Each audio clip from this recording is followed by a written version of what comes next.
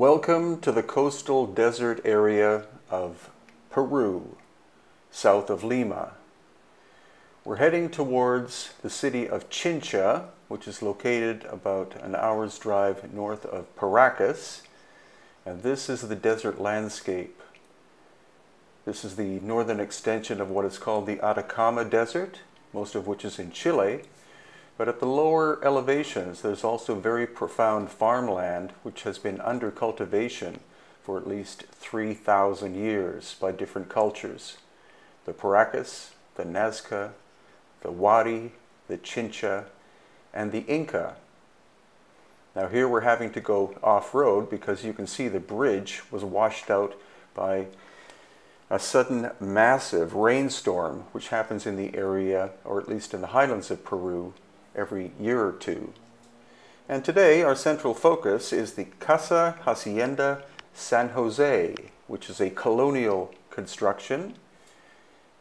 Construction here began approximately 300 years ago, but as I said previously, the land had been under cultivation for thousands of years before, so this is the introduction of the colonial period to the coast of Peru. The Hacienda complex was originally about 5,000 or 6,000 hectares, which is about 10,000 acres in size, and we're going to do a virtual exploration of this old classic colonial building. It even boasts its own church, which had the capacity of seating a few hundred people, so that would be the owners of the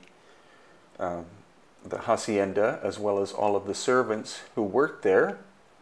Most of the servants were black people from Africa, and most of the production here at this complex was the growing of cotton, which is actually indigenous to the area.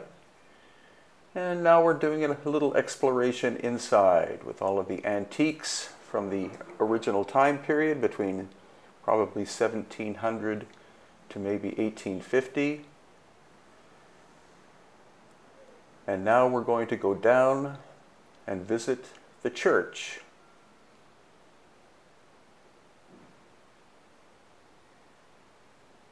So again, the church is approximately 300 years old, and it's very large in relationship to the hacienda itself. But again, it was a place where every Sunday the owners of the hacienda, as well as all of the employees, would worship. So there you see all the stages of Jesus' crucifixion, and the cane ceiling, which is a local material. This church was badly damaged about 12 years ago due to an earthquake, and now we're looking at a profound carving that was done for the altar. It took 30 years to do that carving, and all of it was done in Spain and then brought to Peru. So again, the stages of the cross, and the rather massive key that would lock the door. And now we're going to explore what could be a wine cellar, but was also used for disciplining the employees, yes, as in slaves. And now we're going back out and we're going to explore the main part of the hacienda itself. As you can see, it's in immaculate condition. It's owned by a Peruvian family and has been designated by UNESCO as being a World Heritage Site. So all of the arts and crafts you can see are very colorful, made from local materials, and they're still made to this present day by the descendants of the slaves who were originally brought to work at the hacienda. We heard that they were brought from places like Congo and Senegal. And now into the little library, where the focus is on the ceramics that they have here, This is a classic Nazca culture ceramic.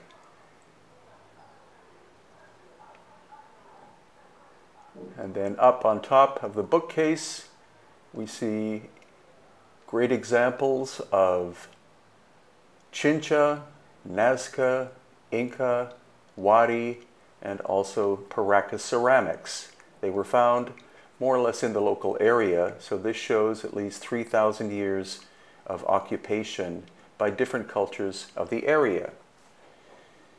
And in the present day, there is a restaurant inside where again the descendants of the black slaves are performing music and cultural traditions. The costumes appear to be a mix of African and possibly even colonial Spanish.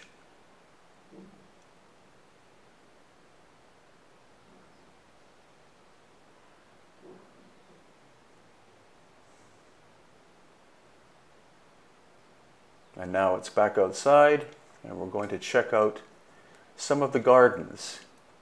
Again, this was originally a plantation of 5,000 to 6,000 hectares, and a lot of the vegetation is either from the Amazon jungle, with others being actually brought from Africa.